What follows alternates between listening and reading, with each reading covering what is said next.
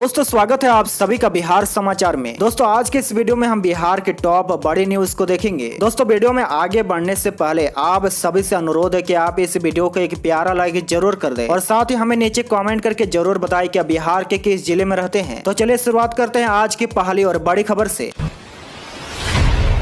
बड़ी खबर में देखिए, कोरोना को लेकर अब बिहार में भी अलर्ट, रेलवे स्टेशन और एयरपोर्ट पर जांच शुरू करने का निर्देश। जी देखिए, चीन, अमेरिका समेत देश भर में कोरोना बेकाबू हो चुका है। अब भारत में भी इसका असर खतरा मंडराने लगा है। इससे पहले कि देश में हालात बिगड़े, बिहार में भी अलर्ट जारी कर दिया गया है। राज्य के सभी हॉस्पिटल, एयरपोर्ट समेत अन्य भीड़ भाड़ वाले जगह पर अलर्ट जारी हुआ है। वही देखिए, कल अपर मुख्य सचिव प्रत्यय अमृत ने समीक्षा बैठक की, जिसमें कोरोना से बचाव करने पर चर्चा हुई। वही देखिए, बैठक में निर्देश दिया गया कि अब सतर्क रहना जरूरी है, इसीलिए भीड़ भाड़ वाले जगहों पर जांच शुरू की जाए। चाहे एयरपोर्ट हो या रेलवे स्टेशन हो, इन जगहों पर अलग अलग राज्य और अलग अलग देश के लोग एक दूसरे के संपर्क में आते हैं, इसलिए एयरपोर्ट और रेलवे स्टेशन पर जांच शुरू की जाए। साथ ही मॉल, बाजार और अन्य भीड़ भाड़ वाली जगहों पर भी सतर्कता जरूरी है।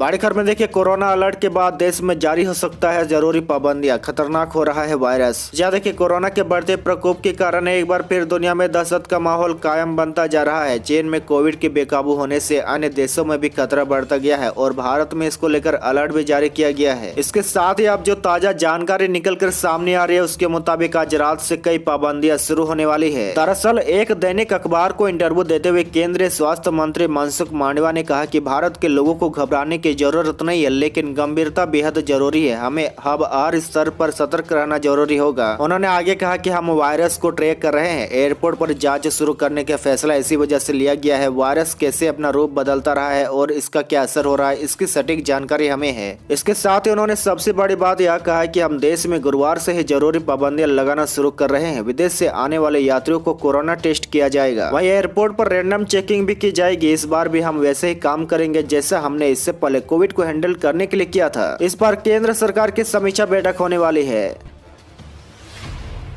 वही बड़ी खबर में देखिए, कोरोना को लेकर बिहार स्वास्थ्य विभाग की बैठक, पॉजिटिव सैंपल की होगी जीनोम सीक्वेंसिंग। जी देखिए, बिहार स्वास्थ्य विभाग के अपर मुख्य सचिव प्रत्यय अमृत और राज्य स्वास्थ्य समिति के एडी संजय कुमार सिंह ने राज्य भर के मेडिकल कॉलेज, अस्पताल अधीक्षक, सिविल सर्जन समेत अधिकारियों के साथ कोरोना के बचाव की तैयारियों पर समीक्षा बैठक की। इस दौरान संजय कुमार ने बताया कि कोरोना से डरने की जरूरत नहीं है, लोग पहले से सचेत रहे हैं, आगे भी सतर्क रहना है। केंद्र का कोई ऐसा निर्देश नहीं है जिससे लोगों के मन में अकारण डर पैदा हो जाए। उन्होंने आगे कहा कि अभी कोरोना के पॉजिटिव मामले बहुत कम मिल रहे हैं। उन्होंने कहा कि कोरोना के कई वेरिएंट सामने आ चुके हैं, इसलिए स्वास्थ्य विभाग ने तय किया कि कोरोना के जो भी मामले पॉजिटिव आएंगे उसकी जीनोम सीक्वेंसिंग कराई जाएगी। आगे उन्होंने यह भी कहा कि पहले यह व्यवस्था केवल पटना के IGIMS में थी, लेकिन अब यह RMRI पटना और SKMCH मुजफ्फरपुर में भी व्यवस्था हो गई है।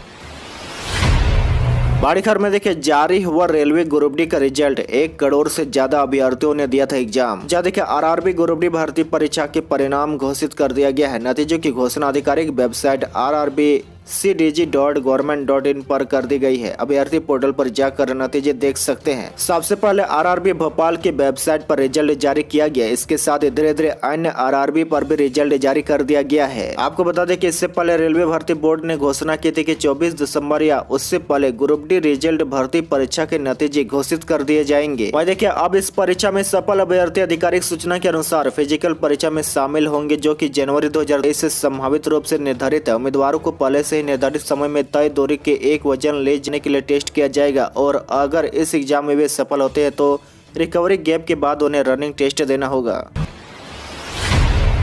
बड़ी खबर में देखिए, बिहार में शीतलहर का अलर्ट, बेगूसराय में 6 डिग्री पहुंचा पारा। पटना, मोतिहारी, भागलपुर, मधेपुरा समेत कई जिलों में घना कोहरा, 11 शहरों की हवा खतरनाक। जहाँ देखिए, बिहार में शीतलहर का अलर्ट जारी किया गया है। आज सुबह पटना, मोतिहारी, भागलपुर, मधेपुरा समेत कई इलाकों में घना कोहरा छाया रहेगा। भारत मौसम विज्ञान विभाग ने बिहार में शीतलहर का येलो अलर्ट जारी किया है। मौसम विभाग के माने तो पहाड़ों पर चल रही ठंडी हवाओं के चलते बिहार में गलन और ठंड और बढ़ेगी। अगले 5 दिनों तक बिहार में मौसम साफ रहेगा, लेकिन राज्य के दक्षिण पश्चिम, दक्षिण मध्य और उत्तरी इलाकों में सुबह के समय कोहरा छाया रहेगा। वह देखिए तापमान में अचानक गिरावट से लोग बीमार भी पड़ रहे हैं। वही कोहरे की वजह से कई ट्रेनों घंटों देरी से चल रही है। राजधानी पटना सहित राज्य भर के जिलों में सुबह में कोहरा और देर के शाम में भी ठंड में बढ़ोतरी देखने को मिल रही है। वह देखिए मौसम विभाग की माने तो बेगूसराय सबसे ठंडा शहर रहा, जहाँ का न्यूनतम तापमान 6.3 डिग्री सेल्सियस दर्ज किया गया। वहीं गया शहर का न्यूनतम तापमान 7 डिग्री सेल्सियस, भागलपुर के सबौर जिले का तापमान 7.5 डिग्री सेल्सियस, बांका का तापमान 8.6 डिग्री सेल्सियस, औरंगाबाद का 8.6 डिग्री सेल्सियस और रोहतास का तापमान 9.5 डिग्री सेल्सियस दर्ज किया गया। हालांकि पटना में ठंड और कोहरा ज़्यादा है, लेकिन न्यूनतम तापमान में लगातार उतार चढ़ाव जारी है। बड़ी खबर में देखिए पीएम का जांच बढ़ाने पर जोर, बिहार में तैयारियों की समीक्षा। देखिए चीन समेत विभिन्न देशों में कोरोना के बढ़ते मामले को देखते हुए केंद्र और बिहार सरकार ने इससे निपटने की तैयारी तेज कर दी है। गुरुवार को प्रधानमंत्री नरेंद्र मोदी की उच्च स्तरीय बैठक कर स्वास्थ्य इंतजामों की समीक्षा की। वहीं बिहार सरकार ने सभी सिविल सर्जन व मेडिकल कॉलेजों को सभी जरूरी उपाय करने के निर्देश दिए हैं। वहीं देखिए प्रधानमंत्री ने बैठक के दौरान राज्यों को जांच बढ़ाने पर जोर दिया है, साथ ही कड़ी निगरानी की सलाह दी है। उन्होंने कहा कि कोरोना अभी खत्म नहीं हुआ है, मौजूदा निगरानी उपायों को मजबूत करे, खासकर अंतर्राष्ट्रीय हवाई अड्डों पर ध्यान दिया जाए। साथ ही देखिए प्रधानमंत्री ने यह भी कहा कि हर स्तर पर कोविड से जुड़े बुनियादी ढांचे जैसे उपकरणों, प्रतिक्रियाओं तथा कार्मिक के उच्च स्तर पर तैयार रखा जाए।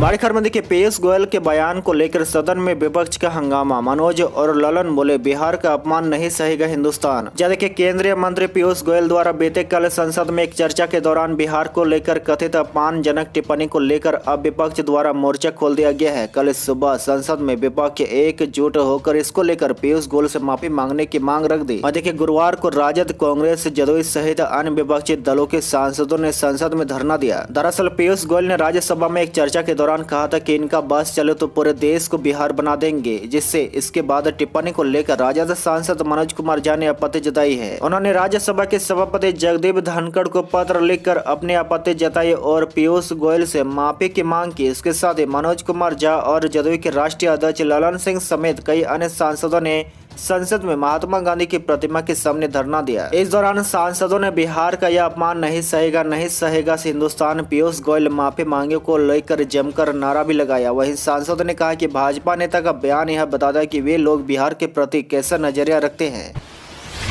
तो वहीं देखिए बिहार को लेकर दिए गए बयान पर पीयूष गोयल ने मांगी माफी, कहा अपमान करने का नहीं था इरादा। देखिए केंद्रीय मंत्री पीयूष गोयल ने बिहार को लेकर जो बयान दिया था उसे वापस ले लिया है। अपने बयान पर उन्होंने माफी मांग ली है। मंत्री ने गुरुवार को राज्यसभा में कहा कि मैं स्पष्ट कर दूं कि मेरा बिहार या बिहार के लोगों का अपमान करने का कोई इरादा नहीं था। उन्होंने आगे कहा कि अगर इससे किसी की भावना आहत होती है तो मैं तुरंत उस बयान को वापस लेता हूँ। गोयल ने राज्यसभा में चर्चा के दौरान कहा था कि ये लोग पूरे देश को बिहार बना देंगे। राजद सांसद मनोज झा ने राज्यसभा में बिहार के बारे में अपमानजनक शब्द के इस्तेमाल पर केंद्रीय मंत्री पीयूष गोयल से माफी की मांग की थी।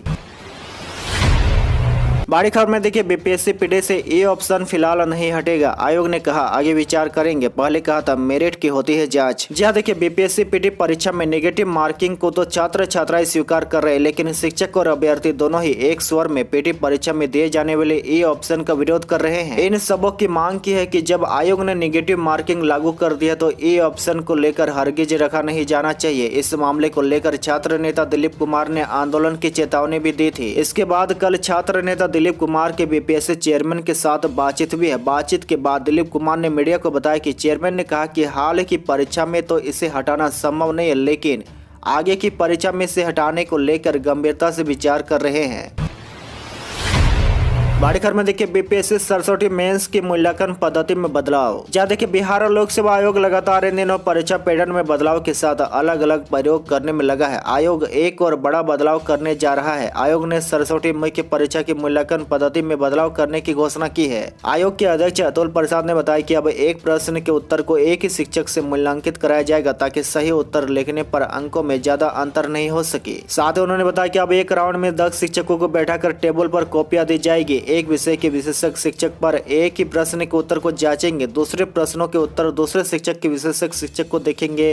अतुल प्रसाद ने बताया कि एक प्रश्न के उत्तर को एक ही शिक्षक देखेंगे तो ज्यादा दिक्कत नहीं होगी। उन्होंने आगे कहा कि अभ्यर्थियों को भी किसी तरह की समस्या नहीं होगी। मूल्यांकित कॉपियों पर अभ्यर्थी सवाल नहीं उठा सकेंगे। इस बदलाव के बाद मॉडरेशन की समस्या समाप्त हो जाएगी।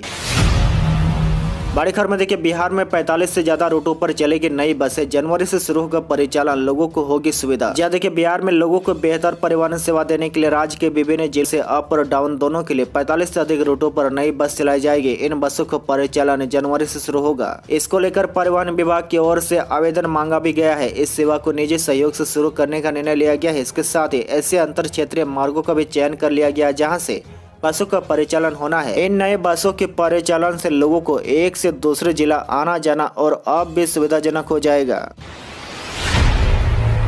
बड़ी खबर में देखिए, बिहार के शिक्षकों के लिए खुशखबरी। शहर के 8 किलोमीटर के दायरे में आने वाले टीचर को अब मिलेगी शहरी आवास भत्ता। जहाँ देखिए, बिहार के सरकारी स्कूल में पढ़ाने वाले शिक्षकों के लिए अच्छी खबर है। अब शहर के 8 किलोमीटर के दायरे में स्कूल में पढ़ाने वाले शिक्षक और शिक्षकेतर के कर्मियों को शहरी आवास भत्ता दिया जाएगा। शिक्षा विभाग के अपर मुख्य सचिव दीपक कुमार सिंह ने इस संबंध में सभी जिला शिक्षा अधिकारियों को गुरुवार से शक्ति प्रदान कर दी है। हाल ही में राज्य में कई नए शहरों का गठन किया गया है, जिसके दायरे में हजारों नए स्कूल भी आए हैं। नए शहरों की सीमा के दायरे में आने वाले हजारों शिक्षकों और गैर शैक्षणिक कर्मियों को अभी तक शहरी आवास भत्ता नहीं मिल पा रहा था। आदेश के मुताबिक वित्त विभाग की तरफ से घोषित शहरों की निर्धारित सीमा से 8 किलोमीटर के परिधि के दायरे के आने के बाद सभी सरकारी स्कूल में पढ़ा रहे शिक्षक एवं शिक्षकेतर कर्मियों को अब शहरी आवास भत्ता दिया जाएगा। बड़ी खबर में देखिए, बिहार में नए साल से ग्रेजुएशन में इंटर्नशिप होगा जरूरी। 4 साल में मिलेगी डिग्री। जहाँ देखिए, राज्य में नए साल से स्टूडेंट को किताबी ज्ञान के साथ अनुभव और सीखने पर जोर दिया जाएगा। इसके लिए अंडर ग्रेजुएट में सर्टिफिकेट प्राप्त करने के लिए समर टर्म के दौरान 4 क्रेडिट वर्क प्राप्त करना होगा। लर्निंग आधारित इंटर्नशिप से गुजरना होगा। 2 सेमेस्टर के बाद स्टूडेंट इंटर्नशिप कर सकते हैं। यूजीसी ने यह बदलाव नई शिक्षा नीति के तहत किया है। यूजीसी ने 4 ईयर अंडर ग्रेजुएट प्रोग्राम का नया ड्राफ्ट तैयार कर लिया है। इसे लागू कर दिया गया है। सभी यूनिवर्सिटी और राज्य सरकार को इसे भेज दिया गया है। नए नियमों के ड्राफ्ट के अनुसार ग्रेजुएट कोर्स में अब इंटर्नशिप भी जरूरी होगी। बड़ी खबर में देखिए, राज्य में स्टेशन और बस टर्मिनल के बीच जनवरी से चलेंगे रिजर्व ऑटो। 24 घंटे मिलेगी सुविधा। जहाँ देखिए, Patna junction, Danapur station, Pataliputra junction, Rajendra Nagar terminal और पटना साहिब स्टेशन से बरैया स्थित पाटलिपुत्र अंतरराज्यीय बस टर्मिनल जाने के लिए 24 घंटे ऑटो रिजर्व की सुविधा मिलेगी। और देखिए, यात्रियों को सस्ते दर पर जनवरी के पहले सप्ताह से इसकी सुविधा मिलने लगेगी। अभी यात्रियों को रात में रेलवे स्टेशन से बस टर्मिनल के लिए ऑटो नहीं मिलता है। मिलता भी है तो चालक मनमाना किराया वसूलते हैं। लेकिन अब यात्रियों को सुविधा होगी। हर स्टेशन पर 15 ऑटो रहेंगे। कुल 75 रिजर्व ऑटो को परिचालन किया जाएगा, जिसमें से 100 से 300 रुपए तक किराया लगेगा। अभी चालक रात में मनमाना किराया लेते हैं। दानापुर से बरैया बस टर्मिनल जाने पर 700 से 800 रुपए तक लेते हैं। आज के लिए बस इतना ही। इसी तरह बिहार के डेली न्यूज देखने के लिए आप हमारे चैनल को जरूर सब्सक्राइब करें।